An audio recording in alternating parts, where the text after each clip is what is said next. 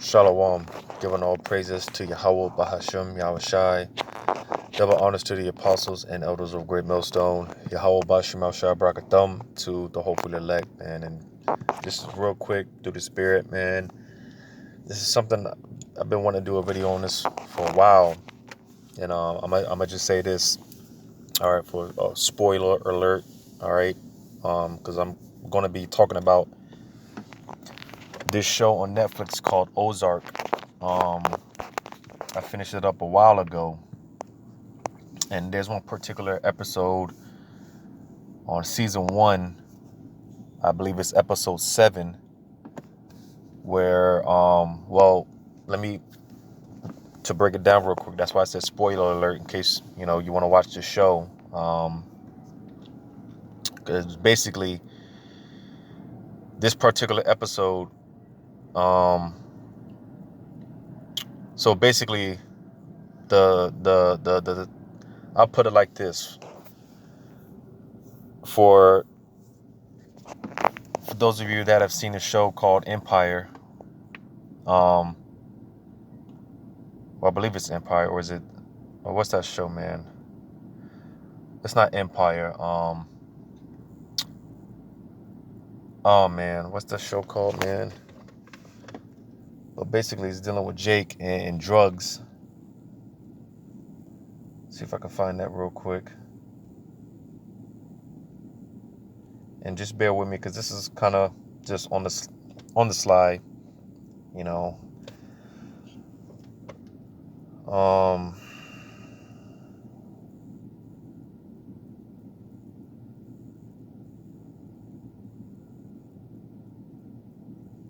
Trying to find this show real quick. Just the title of it. I think it's what's this guy's name? 50 Cent. Power. That's the name of the show, Power. Which, like I said, if you watch that show, it's just dealing with drugs, but it's pretty much dealing with Jake for the most part. Well, this show Ozark. This is pretty much kind of like the Edomite version of it, So going back to this particular episode 7 of season 1.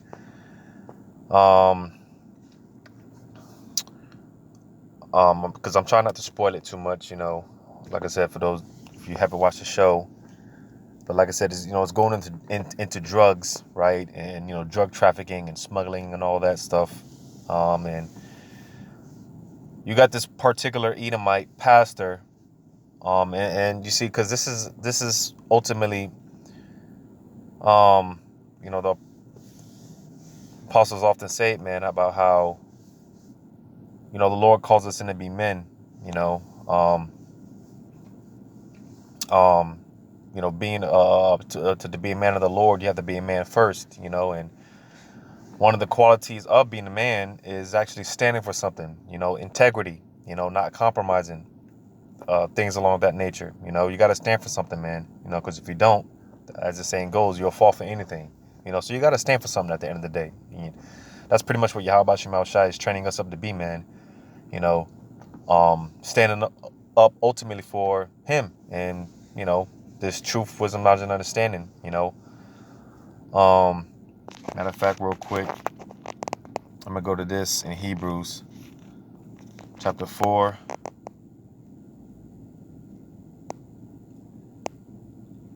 I got to find it real quick. And like I said, this is just simply through the Spirit. I had nothing planned out. So Hebrews chapter 4 and verse 16, it says, "Let us therefore come boldly unto the throne of grace, that we may obtain mercy and find grace to help in time of need." So basically, just the point that I want to get from this precept is standing in great boldness for Yahweh Shem Shai, which means you're not compromising, standing firm in faith, integrity. We got to stand boldly for Yahweh Shem Shai, man. That's a part of our calling. Like I said, the Lord is calling us back to true manhood, our real manhood. All right. And this particular Edomite pastor in the show, all right, he found out that basically And I'm gonna say this one more time. Spoiler alert. All right. He basically found out that that drugs were being trafficked because he didn't have a physical church. All right. He had a church. You know, every service he would pretty much have a boat, and it would be like a lakeside. So people, they would pull up, and they would pass out the Bibles and flyers and things of that nature. Well, come to find out, they were actually trafficking drugs and money and things of that nature through his, while he was giving his services, and he had no idea about it. So when he found out about it, all right, pretty much he wasn't with it, all right, and pretty much I'll say the middleman in the show, he pretty much came to the pastor and let him know, like, hey man, if you don't continue to traffic for the cartel and whatnot, then hey man, they can, hey, he pretty much he was pretty much threatened, all right, and he had a pregnant wife, all right, and hey man, they threatened to take her out and just pretty much shut him down, man, so they pretty much threatened his life if he didn't want to continue to do the bidding of the cartel, so to say. But the point being that, like I said, this guy, he wasn't standing for it, and he had this conversation with his wife, which of course, because the scriptures say that the woman, she's the weaker vessel, she was just like, man, the hell with it, man. Let them continue to, traffic this money. And here it is, hey, I mean, let them continue to traffic the drugs, man. I'm pregnant, blah, blah, blah. She wanted to leave. She wanted to run away, and he was like, no, man, I'm not standing for it, And if you watch this particular episode, they had a conversation, because he also as well got shot in the show. Sometime in the show, he got shot, right, and the bullet, like by like less than an inch or something like that, missed his, I think it missed his heart or made a major artery or something like that, and in this conversation that he mentioned with his wife, because he was trying to basically uplift her, and basically he was trying to convince her to keep the faith. Well, because when they talk about God, they talk about who they call Christ, right? So basically he was trying to uphold her, because like I said, she was all shook up. She was she was shaken up. She was scared, which that's normal, all right. That, and because the point of this lesson is to I just kind of want to touch on the fact that that's going to be the case for a lot of brothers with wives and children, all right. When it gets tough out here, man, hey, the apostles, they often talk about how, hey, elders, they talk about how a lot of us, we're going to have to be prepared to walk away from it all, and that includes women and our women and children, because they may not, they could possibly not be of the elect, but going back to how he was trying to basically uplift her and basically trying to convince her to keep the faith in the Most High, right? He used, one of the examples that he used was what I just mentioned about how he had got shot in, it was like less than an inch away from a major artery or whatever, right? And she was basically scoffing, talking about how doubt, it wasn't because he mentioned how there's no coincidences with the Most High, which that's true, all right? There is no such thing as a coincidence, all right? So he mentioned that, and she having no faith, right? Because faith, that's a very manly trait. And you see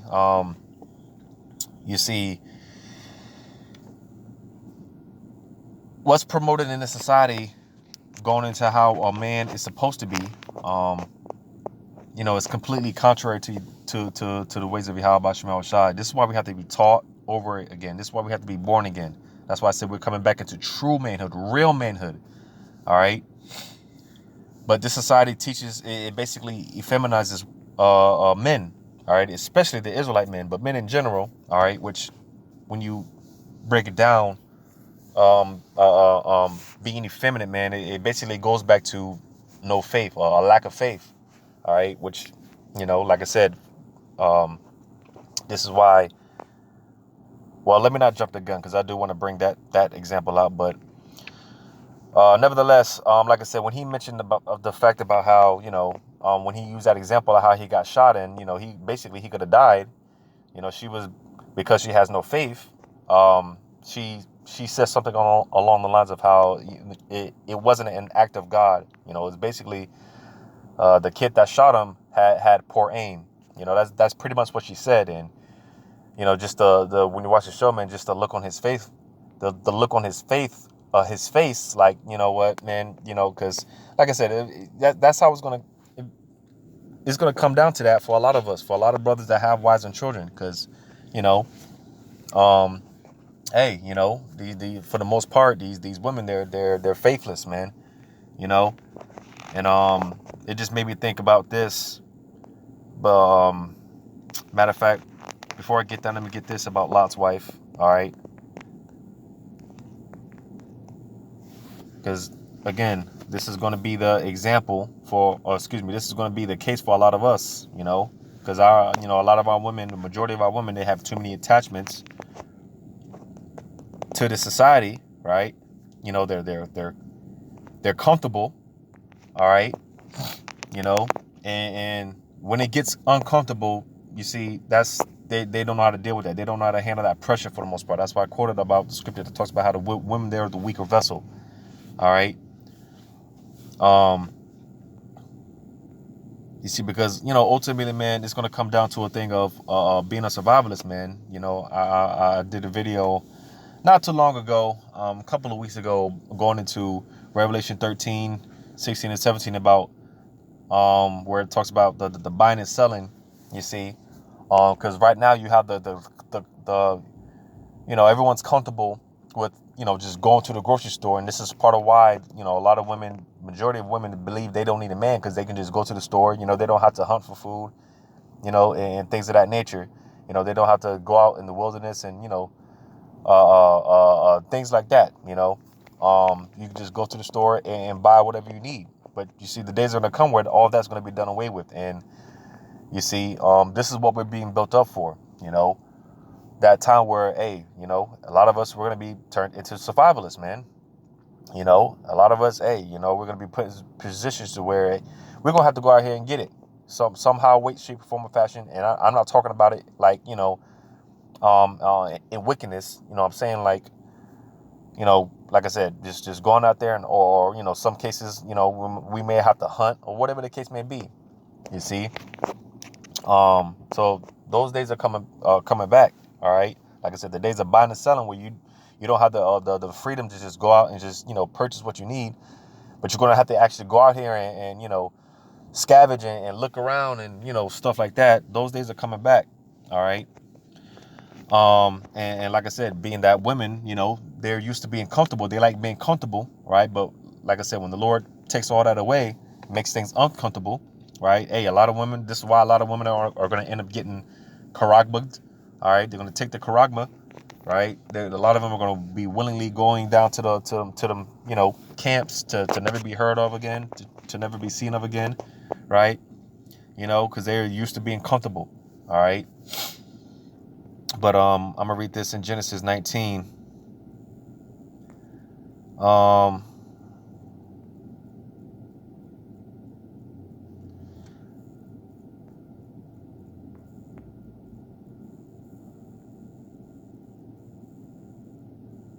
I'll start at verse 18.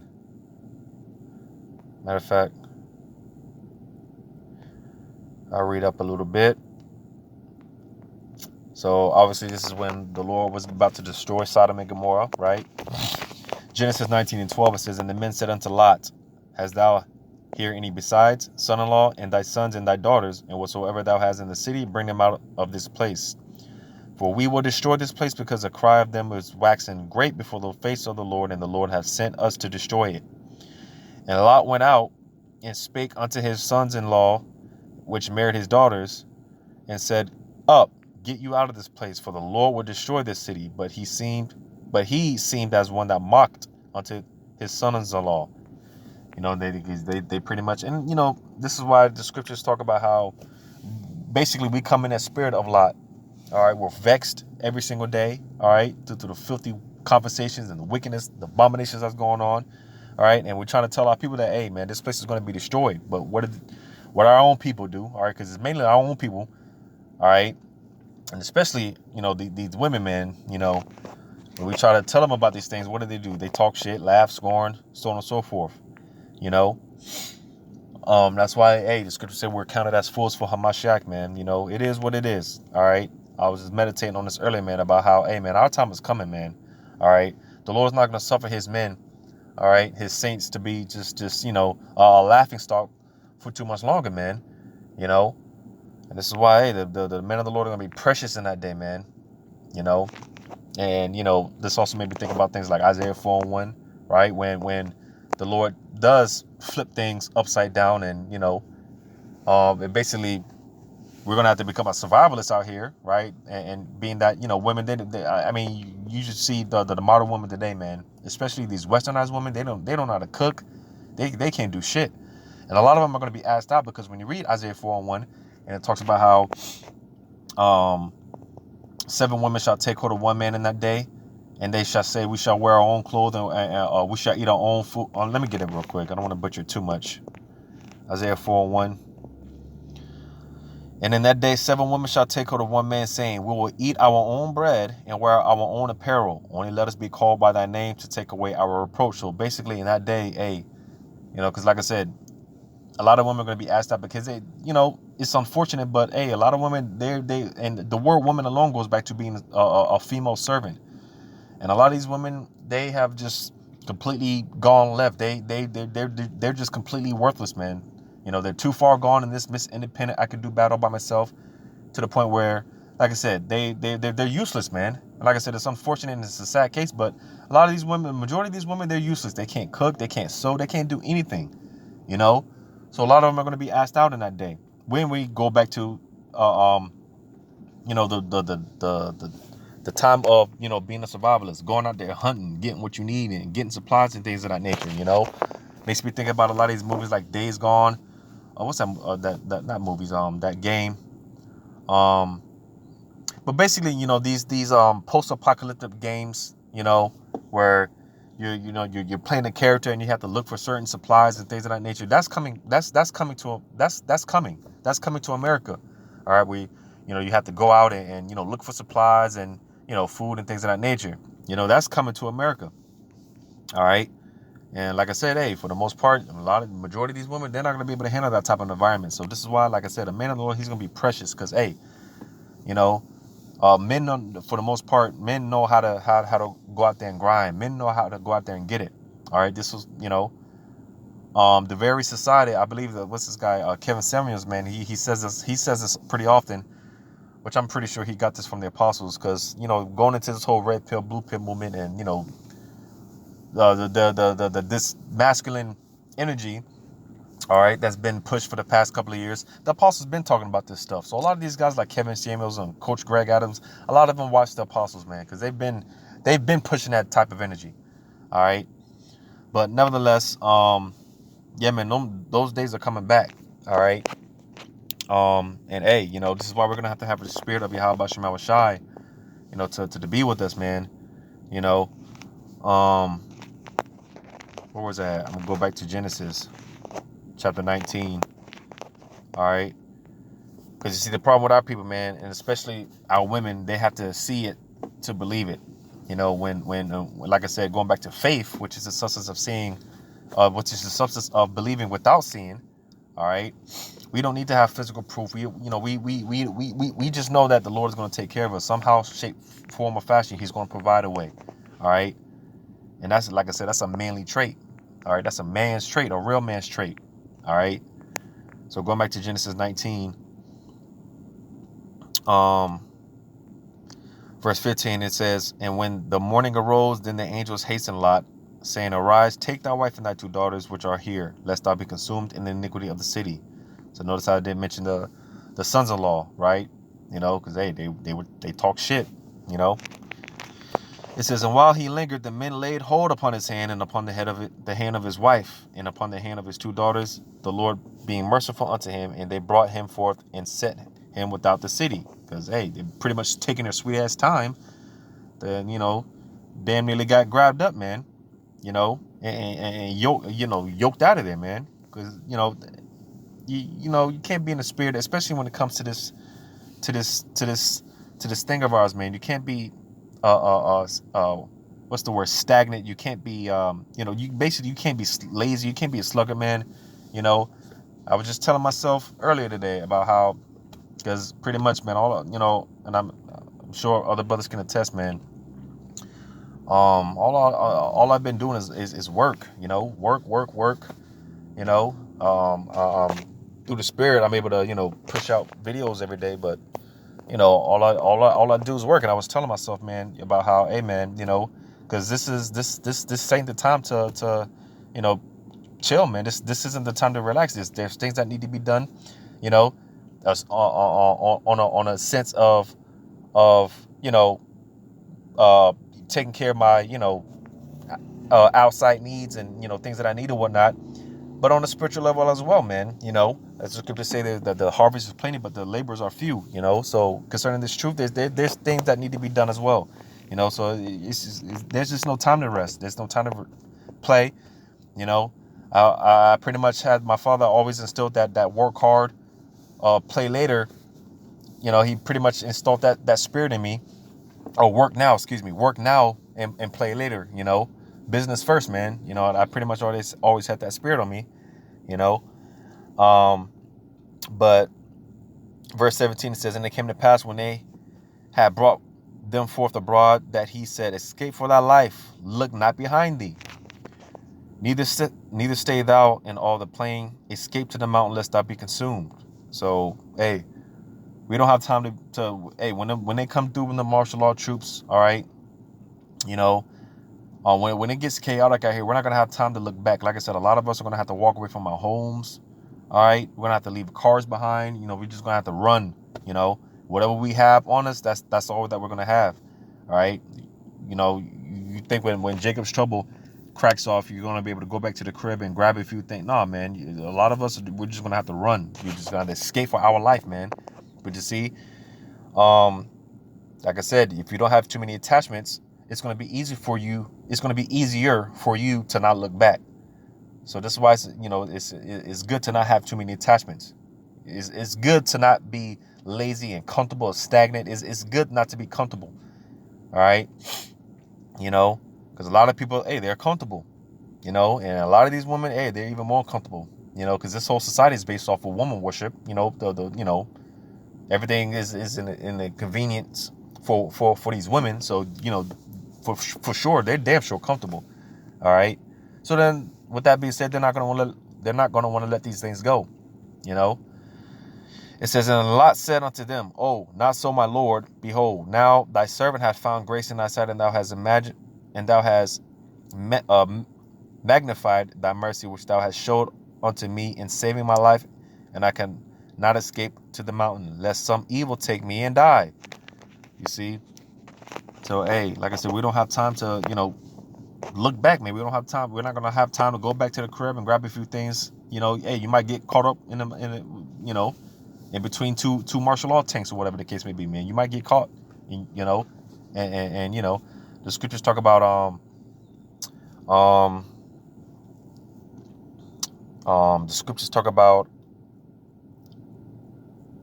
because basically, man, if you're gonna suffer, you guys suffer for righteousness. You don't want to suffer as an evildoer, And the scriptures also go into dying before that time. You see, why go back to the crib when you see your street is full of martial law troops and you're gonna try to go back to the no, man. That doesn't make sense.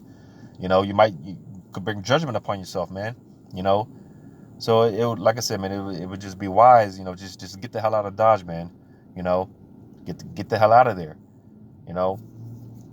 But of course, like I said, for a lot of women, all right, they're gonna want to go back, and grab whatever, right? And hey, a lot of women are gonna get left behind because, hey, well, like I said, a lot of us are gonna be in that spirit of Lot, right? When you read it down, it says, "Behold, now this city is near to flee unto, and it is a little Slakia." I'm hella tired. Just bear with me. Verse 20. Behold, Now this city is near to flee unto, and it is a little one. Oh, let me escape thither. Is it not a little one? And my soul shall live, and it shall come. And he said unto him, See, I have accepted thee concerning this thing also, that I will not overthrow the city for the which thou hast spoken.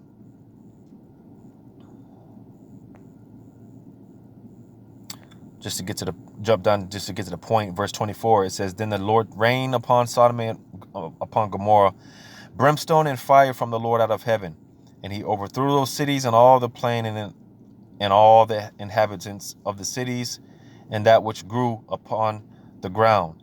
But his wife looked back from behind him, and she became a pillar of salt. All right. So that's the point, being that Lot's wife, all right, she had too many attachments, and for whatever it was that caused her to look back, and it cost her life. Supposedly they still have that you could still see that this pillar of salt, supposedly, over there in the land of Sodom and Gomorrah, supposedly, but the point being that, like I said, whatever made her look back, it cost her life, and like I said, that's going to be the case for a lot of us. All right, hey, a lot of us are gonna have to walk away from our wives. All right, because they're not gonna, they can't detach from the beast system. They can't detach from the system. Here it is, like out there in Georgia, right? They're talking about paying women. I think it was just mothers or just women in general a certain amount of money each month. You got women from other places, other states want to flock to Georgia, right? When, hey man, the Esau's basically setting you up, man. Setting you up for that UBI. If yeah, man. Just the point being that, hey, a lot of our women, they have too many attachments. A lot of these women are comfortable. So when it comes time to detach and to leave it all behind, a lot of them, they're not gonna want to do so, and they're gonna get left behind and ultimately destroyed, right? Because, hey, ultimately they don't have no faith in Yahweh Shema Shai. And I also want to get this in Job, right? Because that's what made me this scene that I'm talking about. That's what it made me think of when when the Lord allowed Satan to take everything from Job, right? What was the reaction of his wife? Because you see, that's the thing, man. She'll be with you, and until when it's all good, handy and dandy. But hey, in most cases, because you do have some, what they call ride or die chicks, some ride or die women. You do have some of those out there, but that's a small few. Because hey, when the tough gets going, all right, hey, these women, they're quick to leave, man, and go to the next man that has what she needs and whatnot, man. You see. So just further adding to the point that, hey, this is going to be the case for a lot of us, for a lot of brothers that have women. All right, hey, brothers say it all the time: be prepared to leave it all behind. Children, be prepared to leave it all behind. All right. So Job. Oh, Salakia, I'm in verse chapter 1. Matter of fact, because I'm going to read this. Because again, the Lord allowed Satan to take everything from Job. Job lost everything except his wife, pretty much, which that in itself can be a burden, because I'm not even going to touch on that. I'm not even going to get into that. But Job chapter 1, verse 20 says, Then Job arose and rent his mantle and shaved his head and fell upon the ground and worshipped.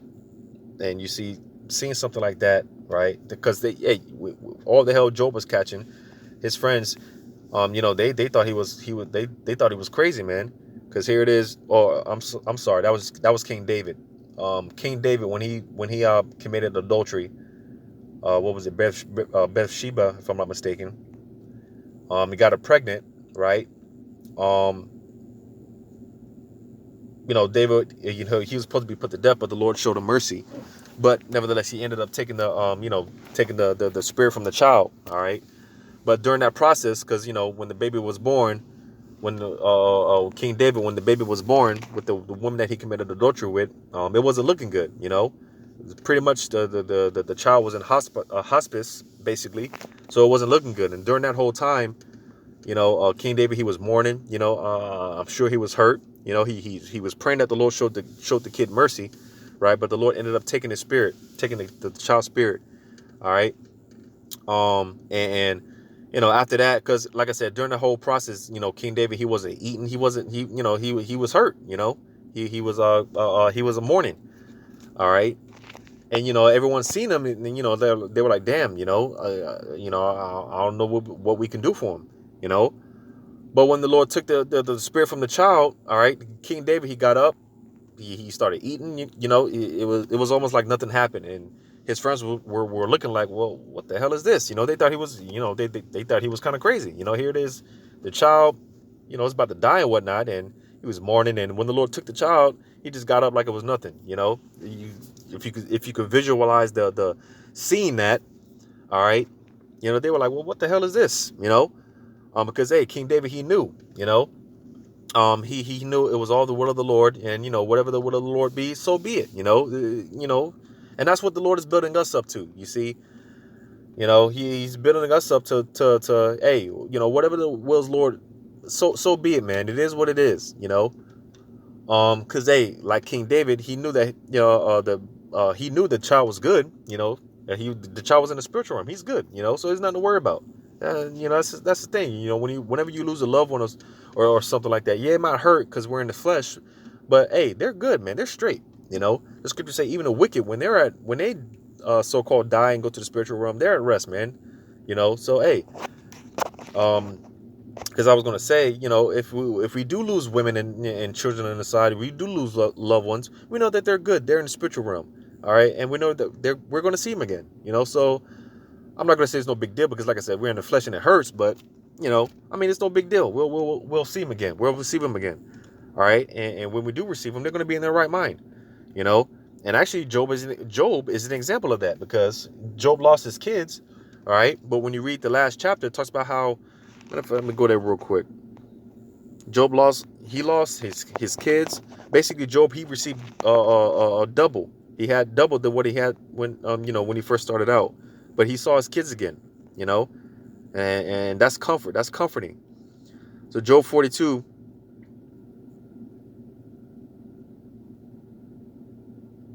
Job 42 and 16, it says, after this lived Job 140 years, and saw his sons and his sons' sons, even 4 generations. Now, if you know the scriptures say we come back every 3 to 4 generations. All right, we so-called die, we go back to the spiritual realm where we're at rest for a time period. Then we come back. The Lord brings us back every 3 to 4 generations. So this is letting you know that, hey, the Job losing his children, he saw them again. All right, even 4 generations. So hey, Job got his kids back. Barakatah Yahweh Shai, man. That's comforting. So with all that being said, even though Job lost everything in the beginning, he lost everything, but what was his mindset?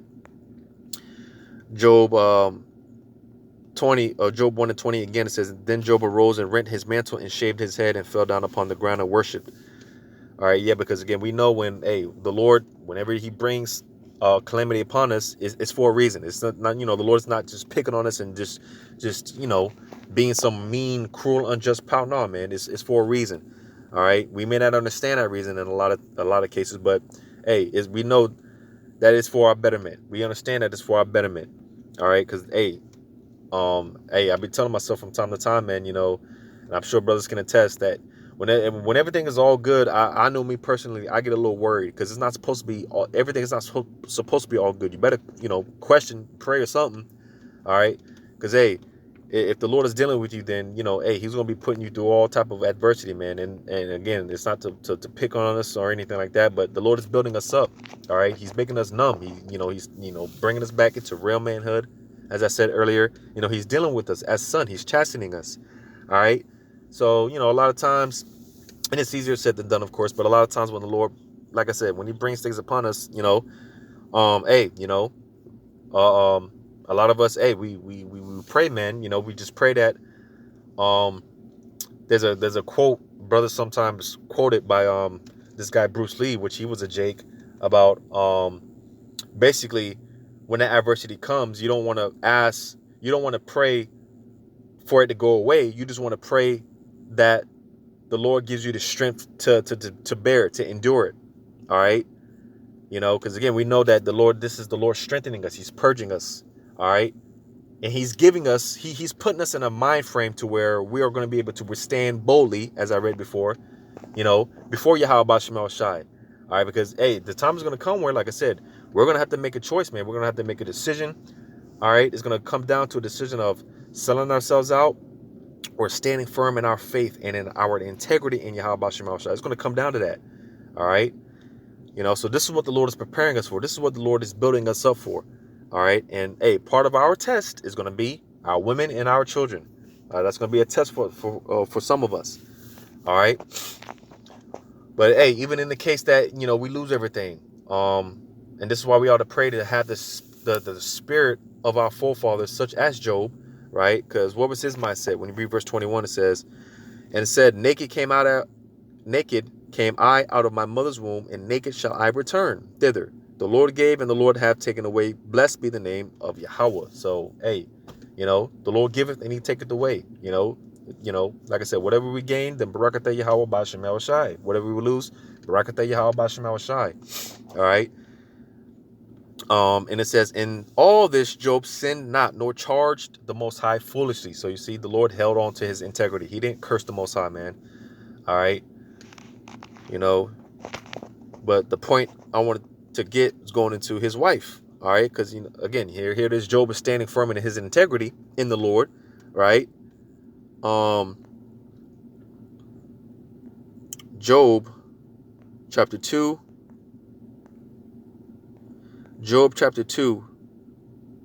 verse 6, it says, and the Lord said unto Satan, behold, he is in thine hand, but save his life. So went Satan forth from the presence of the Lord, and smote Job with sore boils from the sole of his foot unto his crowns. So you see, man, Job caught all type of hell. When you read on, it says, and it took him a posture to scrape himself withal, and he sat down among the ashes. So, hey, just some painful blisters, man. I can, we can only imagine, man. And his wife seeing this, right? She's like, damn, because like I said, hey, for a lot of men that have wives, it's all good. When everything's going good, then yeah, she'll she's there, all right. But the minute things start going sour, the minute things start going south, right? When you read verse 9, it says, then said his wife unto him, dost thou still retain thine integrity? Curse the Most High and die. So you see, matter of fact, verse 10, it says, but he said unto her, thou speakest as one of the foolish women speaketh. What? Shall we receive good at the hand of the Most High, and shall we not receive evil? And all this did not Job sin with his lips. So you see, man, all right, she was ready to say to hell with it, man, and she was ready to give up and give out, or whatever the case may be, But hey, Job, he held on to his integrity, man. Going back to this to this episode, hey, like I said, they threatened the man, they threatened his wife, they threatened to kill a wife and unborn child, right? She was all scared and shook, but he was like, nah, man, I'm not doing this. Nah, man, the hell with that. He stood firm in his integrity, man.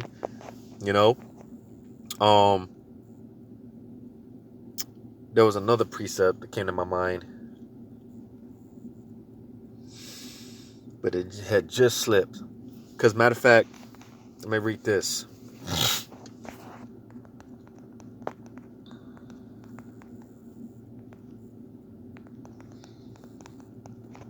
Because this is what the society teaches. See if I can look for this real quick.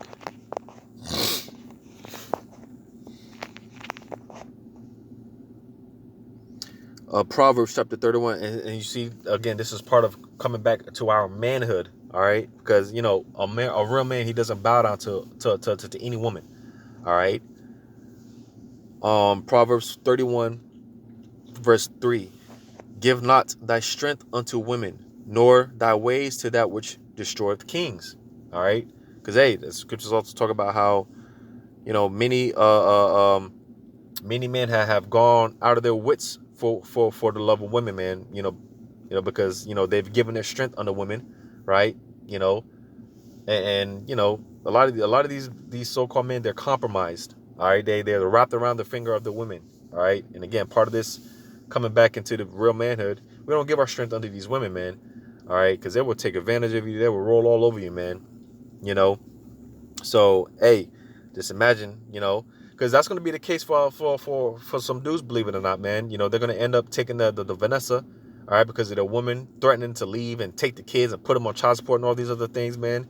A lot of guys are going to end up taking the Karagma because same case, man. They women's threatening to leave and kick them out the house and do all these other things. You see, when going back to the point, a real man, he's going to stand firm on. You have to have some type of principle, man. You have to stand for something, man. No matter the occasion, no matter, what the odds are against you, you got to stand for something, man. And that's what the Lord looks at, you know, even in death, man. Hey, the death, for an Israelite, man, for one of the saints to die, to be martyred for Yahweh Shem Shai, that's an honor, man. That's an honor in the eyes of Yahweh Shem Shai, you know. If you're gonna die, man, you're gonna die, at least die a dishonorable death, man. You know. But yeah, man, like I said, that's gonna be the case for a lot of brothers, for 2/3. All right, like I said, a lot of their women are gonna lead them into getting that charagma, because they're compromised. They're wrapped around the woman's finger, man. Bunch of simps out here, man. Effeminate, faithless. When a real man, he's going to stand up for something. He's going to hold fast to his integrity, man. He's going to, hold to his principles, man. So I'm gonna go ahead and end it off there, man. Like I said, this is something I've been wanting to do for a while. And especially these times that we're coming into, man, where hey, this dragon is speaking more and more. All right, they're clamping down on the society more and more. It's about to get real uncomfortable for all of us. And as brothers say, get comfortable with being uncomfortable, man. So with that, I hope this is edifying, giving all praises to Yahweh Bashim Shai, double honors to the apostles and elders of Great Millstone. Yahweh Bashim Shai, Brakathum to the hopefully elect. Lord's willing, till next time, Shalom.